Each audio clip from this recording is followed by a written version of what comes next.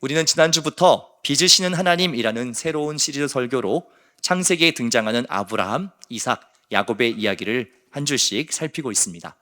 지난 시간에는 믿음의 조상이라고 불렸던 아브라함의 삶이 처음부터 대단한 믿음이 아니었고 수많은 불신과 흔들림 속에서 하나님께서 빚어가시는 믿음이었다라는 것을 함께 살펴보았습니다. 오늘은 아브라함의 아들인 이삭의 삶을 함께 살피면서 그림자 같은 인생, 조연 같은 인생에도 베푸시는 하나님의 특별한 은혜가 있다는 것을 발견하시기를 주님의 이름으로 축원합니다. 오늘은 이런 질문을 드리며 말씀을 열고자 합니다. 여러분 혹시 착시현상이라는 말 들어보셨습니까? 착시현상이 뭔가요? 항상 이렇게 질문을 드리면 갑자기 잠잠해지시는데, 착시현상이라는 거는 실제로 있는 것보다 내가 볼 때 뭔가 좀 다르게, 왜곡되게 보이는 것을 착시현상이라고 합니다. 참 신기한 그런 현상들이 되게 많은데 제가 착시현상을 일으키는 몇 가지 그림들을 좀 가지고 와봤습니다. 한번 보시면 여러분, 이 그림에 이렇게 선이 이렇게 나란히 두 개가 있지요. 이 두 가지 선 중에 어떤 게 더 길어 보이십니까? 위에 있는 게 훨씬 길어 보이시죠? 근데 놀랍게도 이 두 개의 선은 같은 길입니다. 그런데 이 화살표의 방향 때문에 사실은 위에 있는 것이 더 긴 것처럼 보이는 거죠. 실제와 다르게 보이는 겁니다. 또 하나의 그림을 보시면 여기 있는 이 선들이 여러분 나란히 있는 것처럼 보이세요? 아니면 약간 이렇게 기울어서 삐뚤빼뚤하게 보이세요? 좀 삐뚤빼뚤하게 보이시지요? 놀랍게도 이 선들도 사실은 나란한 평행선입니다. 그런데 이 네모 상자의 이 배열 때문에 우리 눈에 이게 자꾸 이렇게 왜곡되게 보이는 거예요. 또 마지막 그림을 한번 보시면 여러분, 이 그림이 어떤 잔의 모습으로 보이세요? 아니면 두 사람이 이렇게 마주하고 있는 것으로 보이십니까?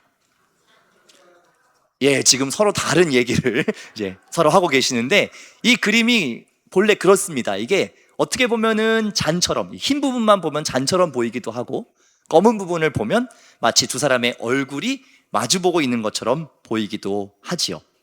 분명히 같은 그림이지만 여러분 지금 전혀 다르게 이 그림을 바라보고 계신 거지요. 제가 왜 오늘 이 착시 효과라는 말씀을 드리면서 말씀을 여냐면, 오늘 우리의 삶 속에서도 또 우리가 함께 살펴볼 이삭의 삶 역시도 같은 상황이지만 어떻게 바라보는가에 따라서 전혀 다른 이야기로 읽힐 수 있다라는 말씀을 드리려고 제가 이 착시 효과라는 이야기를 좀 해보았습니다. 특별히 오늘 살펴볼 이삭의 삶에서 가장 결정적인 사건인 모리아산에서의 이 번제 사건은 사실 아브라함의 입장과 이삭의 입장이 완전히 다르게 느껴질 수 있는 사건이라는 겁니다. 이 사건을 시작으로 해서 우리가 이삭의 삶의 이야기를 조금 더 깊이 살펴보기를 원합니다. 여러분, 이삭이 처음으로 등장하는 사건, 물론 지난 시간에 본 것처럼 이제 사라가 이 이삭을 낳아서 태어나는 때부터 시작이기는 하지만 처음으로 본격적으로 이삭의 이야기가 기록된 것은 창세기 22장에 있는, 여러분 너무나 잘 아시는 아브라함이 이삭을 모리아산에서 번제로 드리는 그 이야기로부터 이삭의 이야기가 본격적으로 시작이 됩니다. 우리는 이 사건 때문에 아브라함을 무엇이라고 부른다고요? 믿음의 조상이라고 부릅니다. 하나님을 향한 분명한 신뢰의 표현으로 자기에게 하나밖에 없는 이 소중한 독자 이삭을 하나님께 드렸던 사건이지요.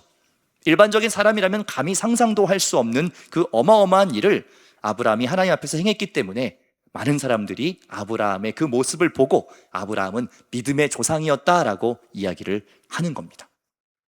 그런데 여러분, 이 같은 사건을요, 혹시 이삭의 관점에서 한번 생각해 보신 적이 있으십니까? 우리는 대부분 이 이야기를 지금 아브라함의 관점에서 보니까 믿음의 조상 이렇게 이야기하지만 한번 이삭의 입장이 되어서 이 이야기를 다시 한번 그려보자는 겁니다. 제가 한번 이삭이 되어서 그날의 사건을 다시 한번 기술해 보겠습니다.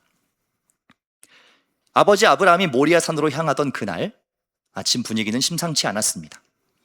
일꾼들이 많이 있는데도 아버지는 직접 나귀의 안장을 지우셨습니다.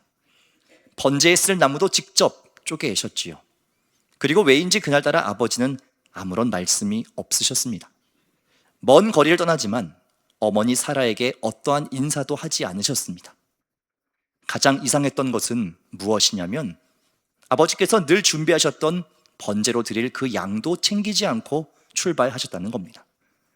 모리아 산으로 가는 그 3일의 시간 동안 아버지는 시종 침묵하셨습니다.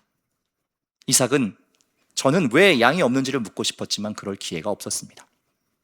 이제 모리아 산이 가까워오자 아버지는 데리고 온 종들에게 이렇게 말합니다. 너희는 여기서 기다려라. 산 위로 땔감을 옮겨야 할 텐데 산 아래에서 기다리라고 하십니다. 이럴 거면 왜 종들을 데리고 왔는지 의아합니다. 그리고 아버지와 함께 단둘이 산을 오르면서 저는 조심스럽게 물었습니다. 그 질문이 22장 7절과 8절의 말씀이죠. 우리 함께 읽을까요? 이삭이 그 아버지 아브라함에게 말하여 이르되 내 아버지여 하니 그가 이르되 내 아들아 내가 여기 있노라. 이삭이 이르되 불과 나무는 있거니와 번제할 어린 양은 어디 있나이까? 아브라함이 이르되 내 아들아 번제할 어린 양은 하나님이 자기를 위하여 친히 준비하시리라 하고. 아멘. 여러분, 이 대화가 이삭을 번제로 드리기 전에 아브라함과 이삭이 나누었던 마지막 대화였습니다. 왜 번제할 양이 없습니까? 라는 이 이삭의 질문에 아브라함은 하나님이 준비하실 것이다 라고 이야기합니다. 그리고 더 이상 성경에는 이삭의 반응이 나오지 않습니다.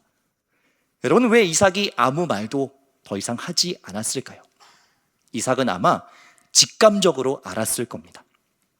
3일 동안의 아브라함의 무거운 걸음, 또 침묵, 아브라함의 흔들리는 눈빛, 떨리는 입술, 그리고 모호한 답변, 그 모든 것들이 자신이 제사의 제물이라고 예측하기에 충분한 상황이었다는 겁니다. 그 당시 고대 근동의 다른 종교에는 인신 제사를 드리는 문화가 실제로 있었습니다.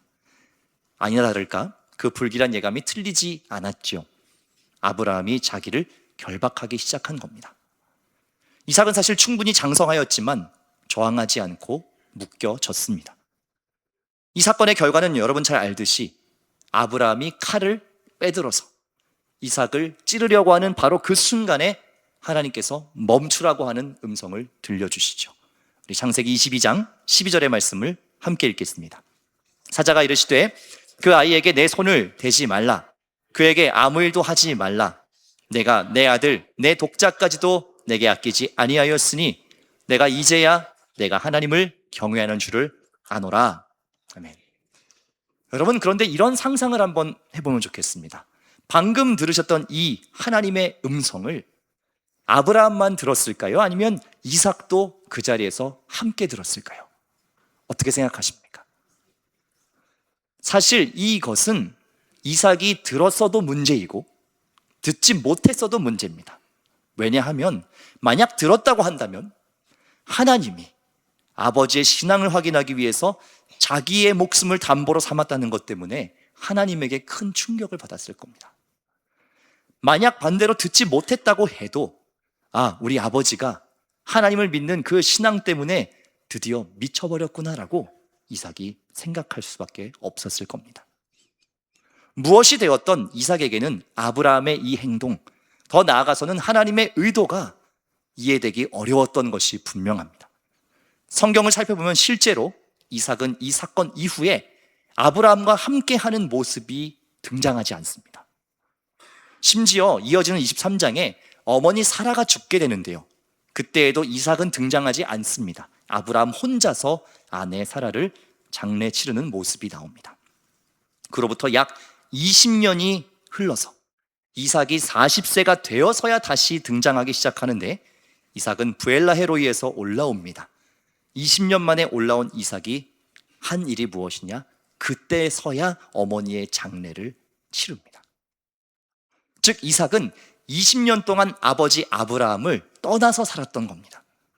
20년 전 모리아 산에서의 그 사건이 아브라함에게는 하나님을 향한 믿음을 드러내는 사건이었는지 모르지만 이삭에게는 아직 자기의 신앙의 고백이 준비되지 않은 상황에서 벌어진 일이었다는 거예요.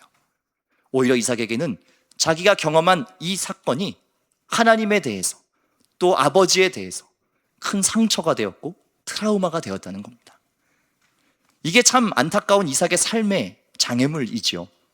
우리는 아브라함의 믿음을 훌륭하다고 평가합니다. 분명히 아브라함은 죽이기도 하시고 살리시기도 하시는 그 하나님에 대한 믿음이 있었습니다. 왜요? 지난주에 살펴봤듯이 사람의 힘으로 불가능한 상황, 99세의 나이에 자녀를 주셨기 때문에 그러한 하나님이시라면 이 자녀를 다시 살리실 수도 있겠다는 그 믿음이 있었기 때문에 드렸던 것이죠. 하지만 문제는 무엇이라고요? 아들 이삭은 아직 하나님에 대한 그런 경험도, 그러한 신뢰와 고백도 아직 준비가 되어 있지 않은 상황에서 그 일을 겪었다는 겁니다. 그러니까 굉장한 충격을 받을 수밖에 없는 거지요. 그래서 이삭은 20년 동안의 시간을 아브라함과 결별하듯이 지냈던 겁니다. 그 시간 동안 이삭은 끊임없이 20년 전 그 모리아산에서의 경험, 그것이 무슨 의미였을까를 생각하고 또 생각하면서 아버지가 믿는 하나님에 대해서도 많은 오해를 하며 살았을 겁니다. 여러분들의 삶에도 혹시 그러한 경험들이 있지는 않으십니까? 그 당시에는 도무지 이해할 수 없었던 일들, 하나님께서 내 인생에 왜 이런 경험을 주시는가 하는 그런 일들을 여러분도 겪으며 살아오지 않느냐는 겁니다. 우리가 살아가는 인생이라고 하는 것이 참 얄궂습니다. 우리가 경험하는 그 모든 일들이 그때그때 다 이해가 되면 참 좋겠는데 안타깝게도요, 시간이 많이 흘러서야 깨닫게 되는 일들이 대부분입니다. 또 여전히 왜 그랬는지 깨닫지 못하는 일들도 우리의 삶에 많이 남아있다는 사실입니다. 하나님께서는 우리가 알고 싶고 궁금해하는 것 하나하나를 다 설명하시지 않으십니다. 그렇게 내가 경험한 사건에 대해 설명하지도 답하시지도 않는 그 시간이 길어질 때 우리는 하나님에 대해서 실망하기도 하고 회의를 경험하기도 한다는 겁니다. 그런데 여러분, 그러한 그림자 같은 이삭의 삶에도 하나님께서 일하시기 시작합니다. 흉년이 들어서 블레셋의 그랄 땅으로 이동한 이삭에게 하나님께서 나타나셔서 이런 말씀을 하십니다. 우리 26장 1절에서 3절 상반절까지 함께 읽겠습니다. 아브라함 때에 첫 흉년이 들었더니 그 땅에 또 흉년이 들매 이삭이 그랄로 가서 블레셋 왕 아비멜렉에게 이르렀더니 여호와께서 이삭에게 나타나 이르시되 애굽으로 내려가지 말고 내가 내게 지시하는 땅에 거주하라. 이 땅에 거류하면 내가 너와 함께 있어 내게 복을 주고 내가 이 모든 땅을 너와 내 자손에게 주리라. 아멘. 하나님께서는 흉년을 피해 내려간 이삭에게 그 블레셋 땅에 머물러라라고 이야기하십니다. 그리고 이삭에게 복을 약속하십니다. 내가 이 땅에 있으면 내가 함께 있을 것이고 이 모든 땅을 너와 너의 자손들에게 주겠다라고 말씀하십니다. 여러분, 땅과 자손 어디서 많이 듣지 않으셨습니까? 이 약속 친숙하시죠? 누구에게 준 약속이었죠? 아버지 아브라함에게 주었던 약속이었습니다. 그 약속을 지금 이삭에게 똑같이 말씀하고 계시는 겁니다. 이삭은 드디어 처음으로 아버지의 하나님이 아니라 자신에게 찾아와서 직접 나에게 말씀하시는 하나님을 만나고 있는 겁니다. 그리고 하나님께서는 이삭의 그 마음 가운데에 깊이 새겨질 중요한 말씀을 이어가세요. 우리 3절 하반절부터 5절까지의 말씀을 같이 읽겠습니다. 내가 내 아버지 아브라함에게 맹세한 것을 이루어 내 자손을 하늘의 별과 같이 번성하게 하며 이 모든 땅을 내 자손에게 주리니 내 자손으로 말미암아 천하 만민이 복을 받으리라. 이는 아브라함이 내 말을 순종하고 내 명령과 내 계명과 내 율례와 내 법도를 지켰음이라 하시니라. 아멘. 놀랍게도 하나님은 이삭에게 주시는 이 약속의 근거로 아버지 아브라함을 이야기하고 있습니다. 다시 말하면 내가 이제 너에게 땅과 자손의 복을 줄 것인데 그 이유는 너의 아버지 아브라함 때문이다라고 이야기하고 있는 겁니다. 앞으로 너의 인생이 형통하다면 그것은 내가 오해하고 실망했던 그 아버지의 믿음 때문이다라고 이야기하고 있는 겁니다. 이삭은 20년의 시간 동안 아버지를 오해했습니다. 자신이 겪은 모리아산에서의 이 사건을 도무지 이해할 수 없었기 때문이죠.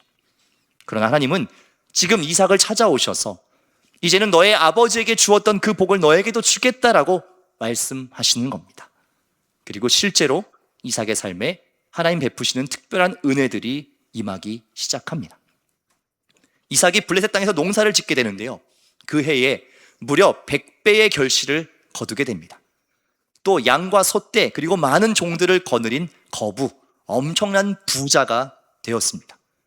그런데 그 동네에 살던 블레셋 사람들이 이삭을 시기합니다. 아버지 아브라함이 팠던 우물을 전부 막아서 사용할 수 없게 만들고요. 그리고 블레셋 왕 아비멜렉도 이 땅에서 나가달라라는 명령을 합니다.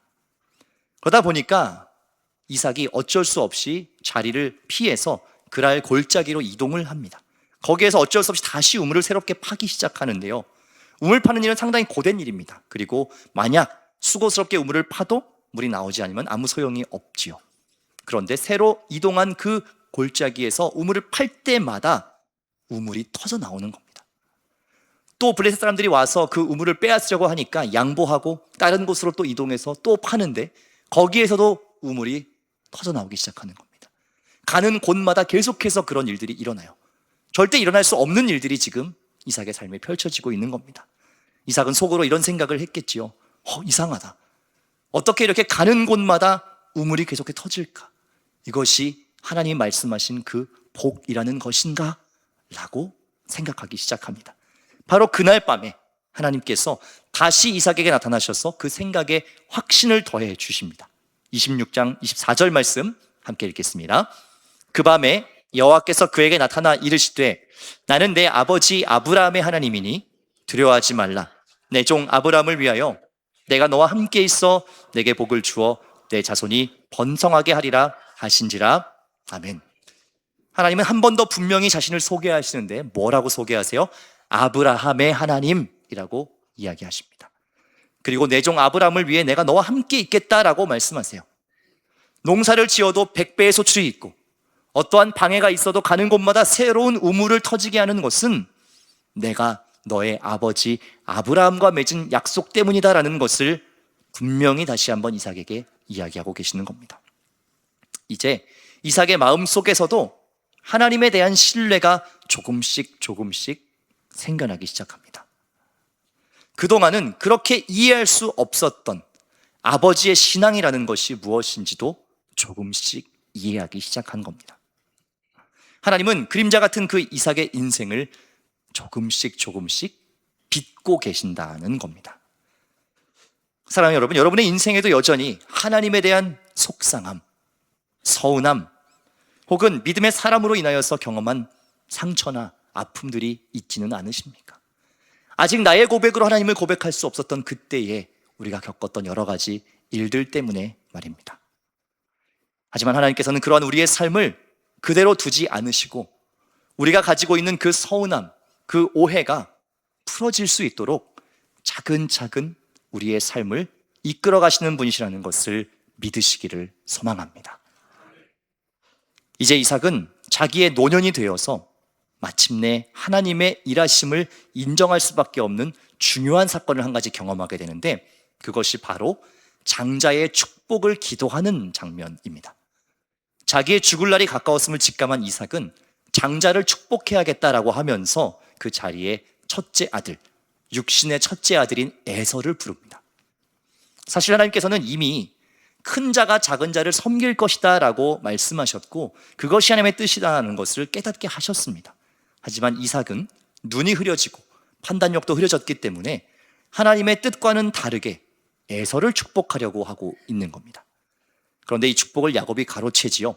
털옷을 입고 에서인 척하면서 축복을 받습니다. 이삭 역시 자기 앞에 있는 그 야곱을 에서라고 생각하고 축복을 하는데 그 축복 기도의 내용이 굉장히 독특합니다. 27장 27절과 28절 함께 읽겠습니다. 그가 가까이 가서 그에게 입맞추니 아버지가 그의 옷에 향취를 맡고 그에게 축복하여 이르되 내 아들의 향취는 여호와께서 복주신 밭의 향취로다. 하나님은 하늘의 이슬과 땅의 기름짐이며 풍성한 곡식과 포도주를 내게 주시기를 원하노라. 아멘. 여러분, 이삭이 축복하고 싶었던 장자 에서는 사냥을 하며 사는 들사람이었습니다. 그런데 지금 이삭이 기도하는 이 축복의 내용을 잘 보시면 밭의 향취, 곡식과 포도주, 즉 농사를 지으며 사는 사람을 위한 기도의 내용입니다. 축복의 내용만 보면 에서를 향한 축복이 아니라 야곱을 위한 축복의 기도였다는 것이죠. 아마 이삭은 축복을 하면서도 놀랬을 거예요. 왜 내 입에서 이런 내용의 기도가 나오는가? 나는 내 장자 에서를 축복하고자 했는데 지금 하나님께서 그 입을 통해서 말씀하게 하는 건 뭐예요?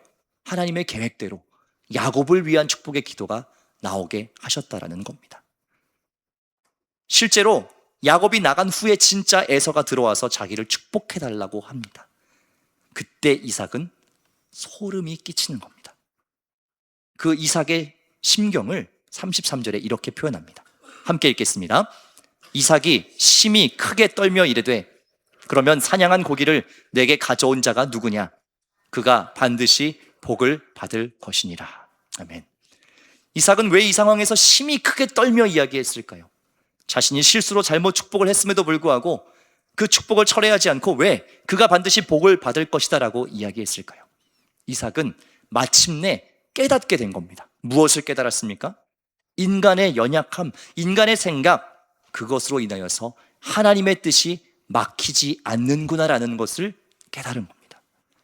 어떤 방식으로든 하나님의 뜻, 하나님의 계획은 이루어져 가는구나. 나의 삶을 통해서도, 나의 부족한 삶을 통해서도 하나님의 그 계획이 지금 계속 흘러가고 있구나라는 것을 이삭은 지금 자기 입에서 나오는 그 기도를 통해서 깨달은 겁니다.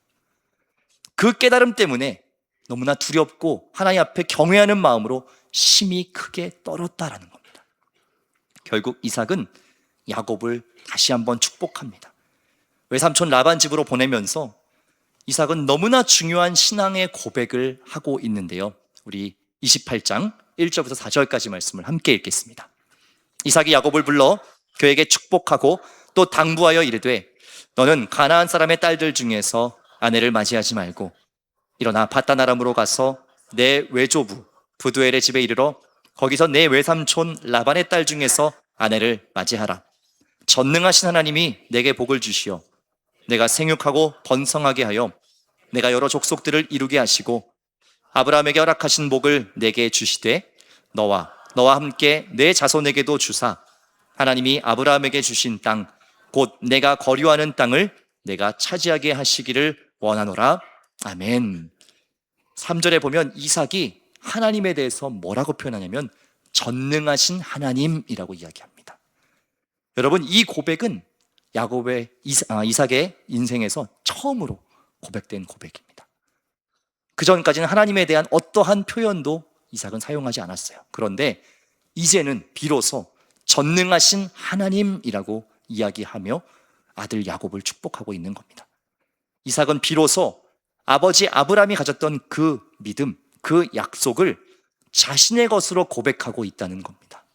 그리고 이제 그 아들 야곱에게도 무엇라고 얘기합니까? 아버지 아브라함에게 허락하셨던 복을 너에게도 주실 것이다 라고 이야기하는 것이죠. 그 약속을 이제 자신의 것으로 고백하고 있다는 사실입니다. 사랑하는 왕심중앙교회 성도 여러분, 이삭은 자기의 인생을 그림자 같은 인생, 조연 같은 인생이라고 생각하며 살았던 사람입니다. 마치 신앙의 주연이었던 믿음의 조상 아브라함과는 달리 자기의 삶에는 하나님의 특별한 역사하심도 약속도 없이 조용히 묻어가는 그런 신앙의 조연이라고 생각하며 살았다는 겁니다. 주연은커녕 시작부터 하나님과 아버지 아브라함에 대한 서운함과 오해로 출발했던 그 인생이 이삭의 삶이었습니다. 하지만 그러한 비천한 인생에도 하나님의 뜻이 흘러가고 있구나라는 것을 깨닫고 난 후에는, 그것을 마음에 받아들이고 난 후에는 하나님의 뜻에 순종했던 아버지의 그 믿음, 그 신앙을 이삭 또한 고백하게 된 겁니다. 여러분, 놀라운 사실은요, 그림자 같고 조연 같은 어쩌면 참 드라마틱한 사건이나 특별한 인도하심이 강렬하게 나타나지 않았던 그 이삭의 삶을 통해서 어떠한 일이 일어난 줄 아십니까? 바로 하나님이 인류를 구원하고자 했던 그 구원의 큰 계획을 미리 보여주는 사건으로 이삭의 인생을 사용하십니다. 훗날 아브라함이 이삭을 번제로 드려 올라갔던 모리아 산은 예루살렘이 되었고요, 아브라함이 아들 이삭을 제물로 바친 그 장소는 골고다가 되어서 하나님이 자기 하나뿐인 아들 예수님을 온 인류의 제물로 드리게 됩니다. 즉 이삭의 삶, 이삭이 경험했던 그 사건, 자기가 제물로 드려질 뻔했던 그 사건은 십자가의 제물 대신 예수 그리스도에 대한 예표였던 것입니다. 이삭의 삶에 있어서 가장 힘들고 이해되지 않고 아팠던 경험이지만 하나님께서 그 이삭의 삶을 통하여서 하나님의 구원의 방법을 미리 보여주셨고 하나님의 영광을 미리 보이는 통로로 사용하셨다는 겁니다. 여러분에게도 다시 생각하고 싶지 않은 과거의 상처가 있으십니까? 여전히 해석되지 않고 이해되지 않는 그러한 삶의 문제들이 있으십니까? 이해할 수 없고 이유를 알 수 없는 일로 인하여서 답답함 가운데 계십니까? 당장 그 이유를 알고 싶고 하나님께 따져 물어서라도 설명을 들어야 해결될 것 같은데 하나님께서 어떠한 대답도 하지 않으시는 것 같으십니까? 바로 그때에 이삭의 삶에 역사하신 그 하나님을 기억하시기를 원합니다. 하나님께서는 그 모든 순간에도 우리를 믿고 계시고 하나님의 구원 계획 속에 우리의 삶을 사용하고 계십니다. 이삭의 삶처럼 우리 역시 하나님의 손길로 조금씩 빚어지고 있다는 것, 우리의 상처, 우리의 아픔, 다 이해할 수 없는 나의 삶의 상황까지도 사용하셔서 하나님의 구원의 역사를 이뤄가는 큰 계획 가운데 재료로 사용하신다는 것을 기억하시고 우리에게 주어진 하루하루의 삶의 여정을 믿음으로 잘 걸어가실 수 있는 왕십리 중앙교회 모든 성도님들 되시기를 주님의 이름으로 축원합니다. 아멘.